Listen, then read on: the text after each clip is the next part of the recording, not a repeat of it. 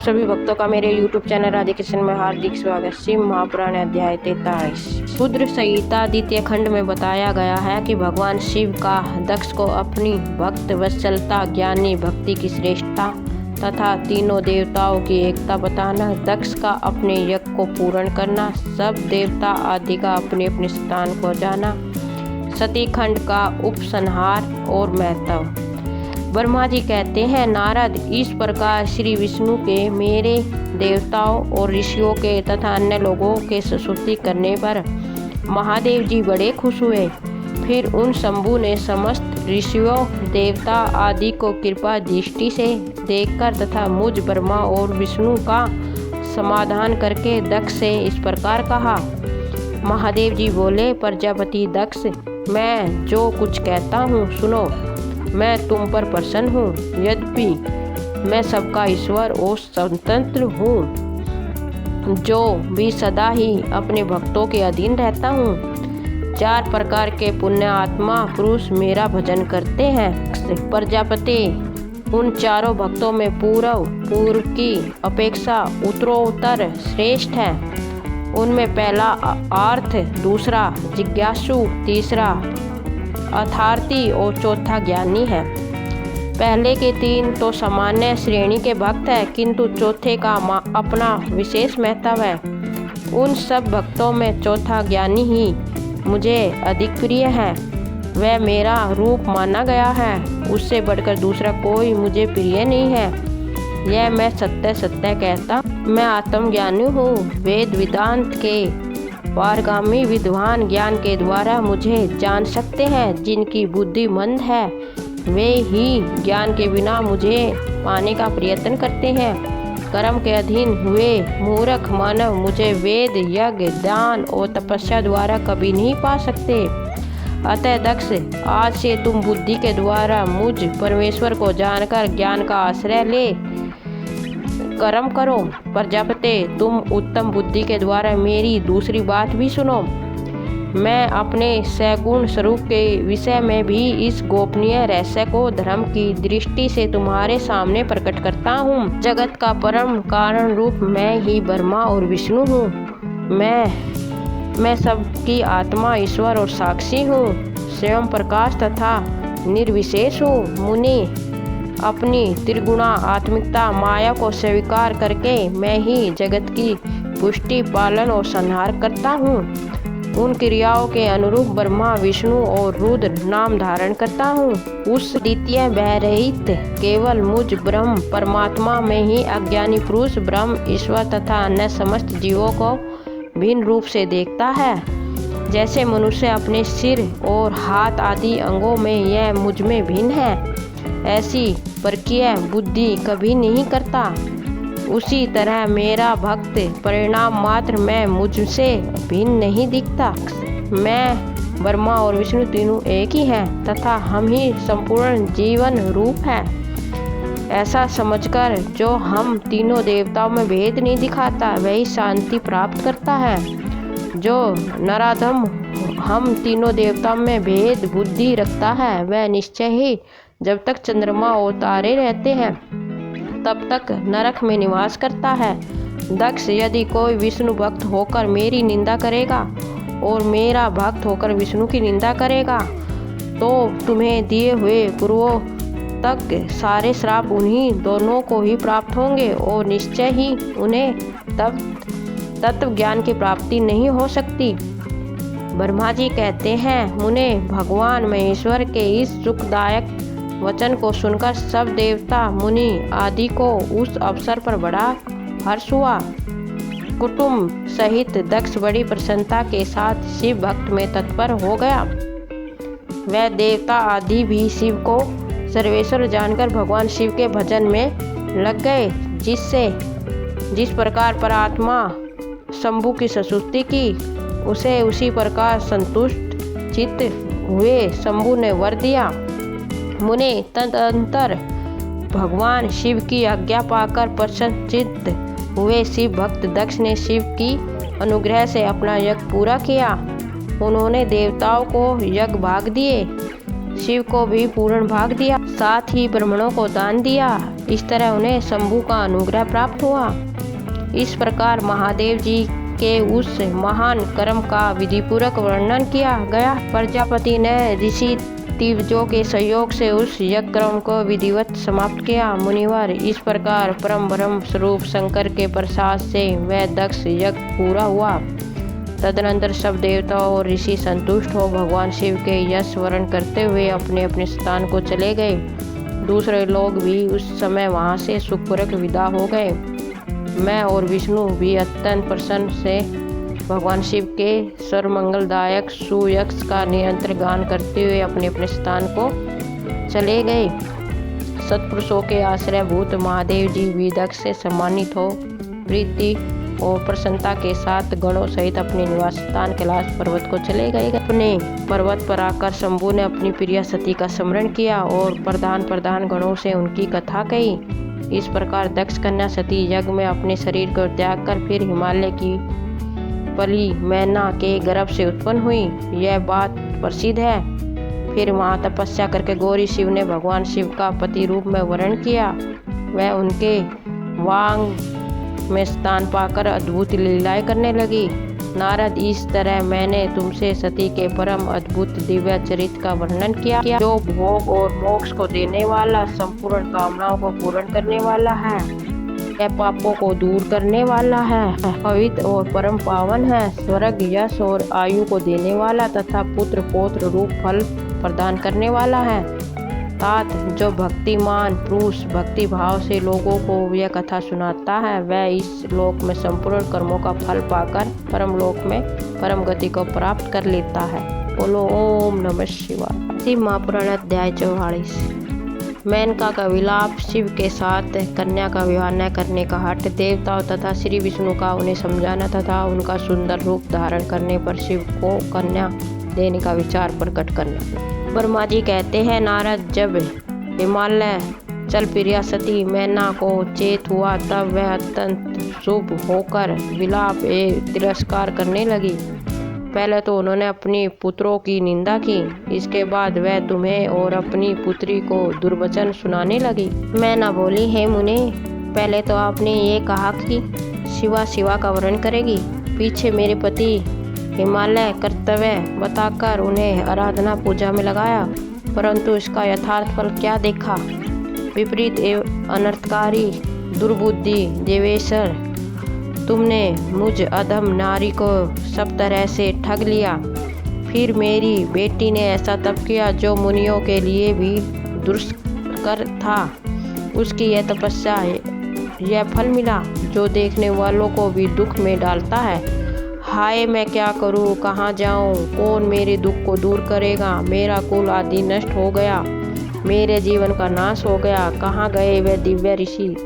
पाऊं तो मैं उनकी दाढ़ी मूछ नोच लूं। वशिष्ठ की वह तपस्विनी पत्नी बड़ी दुर्ता वह स्वयं इस विवाह के लिए अगुआ बनकर आई ही। न जाने किन किन के अपराध से इस समय मेरा सब कुछ लूट गया। ऐसा कहकर मैंने अपनी पुत्री शिवा की ओर देखकर उन्हें कटुवचन सुनाने लगी। अरे दुष्ट लड़की, तूने यह कौन सा कर्म किया जो मेरे लिए दुखदायक सिद्ध हुआ? तुझ दुष्टान ने स्वयं ही सोना देकर कांच खरीदा, चंदन छोड़कर अपने अंगों को कीचड़ का ढेर पोत लिया। हाय हाय, हंस को उड़ाकर तूने पिंजरे में कौवे को पाल लिया, गंगा जल को दूर फेंककर कुएं का जल पिया, आकाश पाने की इच्छा से सूर्य को छोड़कर यथापूर्व जुगनू को पकड़ा, चावल छोड़कर भूसी खा ली, घी फेंककर मोम के तेल का आदरपूर्वक भोग लगाया, सिंह का आश्रय छोड़कर सिहार का सेवन किया, ब्रह्म विद्या छोड़कर कुशित गाथा का श्रवण किया। बेटी, तूने घर में रखी हुई यश की मंगलमयी विभूति को दूर हटाकर चिता की अमंगलमयी राख अपने पल्ले में बांध ली, क्योंकि समस्त श्रेष्ठ देवता और विष्णु आदि परमेश्वरों को छोड़कर अपनी कुबुद्धि के कारण शिव को पाने के लिए ऐसा तप किया। तुझको, तेरी बुद्धि को, तेरे रूप को और तेरे चरित्र को भी बारंबार धिक्कार। तुझे तपस्या का उपदेश देने वाले नारद को तथा तेरी सहायता करने वाले दोनों सखियों को भी धिक्कार। बेटी, हम दोनों माता पिता को भी धिक्कार। जिन्होंने तुझे जन्म दिया। नारद, तुम्हारी बुद्धि को भी धिक्कार, सुबुद्धि देने वाले उन सब ऋषियों को भी धिक्कार, तुम्हारे कुल को धिक्कार, तुम्हारी क्रिया दक्षता को धिक्कार, तथा तुमने जो किया उस सब को धिक्कार। तुमने जो मेरा घर ही जला दिया, यह तो मेरा मरण ही है। पर्वतों के राजा आज मेरे निकट नहीं आए, सप्तऋषि लोग स्वयं मुझे अपना मुंह न दिखाए। इन सब ने मिलकर क्या साधा, मेरे कुल का नाश कर दिया। हाय, मैं बांझ क्यों न हो गई, मेरा गर्भ क्यों नहीं गिर गया, मैं अथवा मेरी पुत्री ही क्यों नहीं मर गई, अथवा राक्षस आदि ने ही आकाश में ले जाकर इसे क्यों नहीं खा डाला। पार्वती, आज मैं तेरा सिर काट डालूंगी, परंतु यह शरीर के टुकड़े लेकर क्या करूंगी। हाय हाय, तुझे छोड़कर कहाँ चली जाऊं, मेरा तो जीवन नष्ट हो गया। ब्रह्मा जी कहते हैं, नारद, यह कहकर मैना मूर्छित हो पृथ्वी पर गिर पड़ी। शोक दुख आदि से व्याकुल होने के कारण वह पति के समीप नहीं गई। देव ऋषि उस समय सब देवता उसके निकट गए। सबसे पहले मैं पहुंचा। मुनि श्रेष्ठ, मुझे देखकर तुम स्वयं मैना से बोले। नारद ने कहा, पतिव्रते, तुम्हें पता नहीं, वास्तव में भगवान शिव का रूप बड़ा सुंदर है। उन्होंने लीला से ऐसा रूप धारण कर लिया है, यह उनका यथार्थ रूप नहीं। इसलिए क्रोध छोड़कर स्वस्थ हो जाओ, हठ छोड़कर विवाह का कार्य करो और अपनी शिवा का हाथ शिव के हाथों में दे दो। तुम्हारी यह बात सुनकर मैना तुमसे बोली, उठो, यहाँ से दूर चले जाओ, तुम दुष्टों और अधर्मों के शिरोमणि हो। मैना के ऐसा कहने पर मेरे साथ इंद्र आदि सब देवता और दिक्पाल आकर यूँ बोले, पितरों की कन्या मैंने, तुम हमारे वचनों को प्रसन्नतापूर्वक सुनो। यह शिव निश्चय ही सबसे उत्कृष्ट देवता है और सबको उत्तम सुख देने वाला है। आपकी पुत्री अत्यंत दुस्सह तप को देखकर इन भक्तवत्सल प्रभु ने कृपा पूर्वक उन्हें दर्शन और श्रेष्ठ वर दिया है। यह सुनकर मैना ने देवताओं से बार अत्यंत विलाप करके कहा, शिवा का रूप बड़ा भयंकर है, मैं उन्हें अपनी पुत्री नहीं दूंगी। आप सब देवता प्रपंच करके क्यों नहीं मेरी इस कन्या के उत्कृष्ट रूप को व्यर्थ करने के लिए उद्यत हैं।